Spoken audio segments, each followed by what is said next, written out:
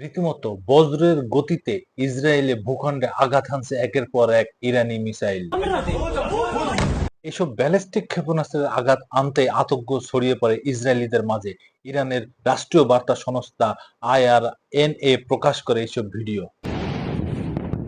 ইসরায়েলে বড় ধরনের হামলার ঘোষণা আগেই দিয়ে রেখেছে ইরান, কিন্তু তারপরেও ইরানি ব্যালিস্টিক মিসাইলের একের পর এক আক্রমণ ঠেকাতে ব্যর্থ হয় ইসরায়েলি আকাশ প্রতিরক্ষা ব্যবস্থা।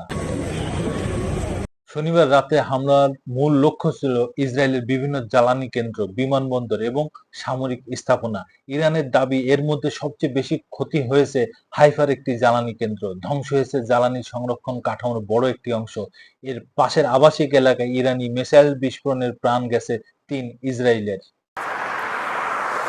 এর আগে ইরানের জ্বালানি ক্ষেত্রগুলো লক্ষ্য করে ব্যাপক হামলা চালায় ইসরায়েল। এর মধ্যে সবচেয়ে বেশি ক্ষতি হয়েছে সাহারান তেল মজুত কেন্দ্রের। এই মজুত কেন্দ্র থেকে জ্বালানি সরবরাহ করা হয় রাজধানী তেহরানে। পাশাপাশি হামলার শিকার হয় ইরানের প্রতিরক্ষা দপ্তরও।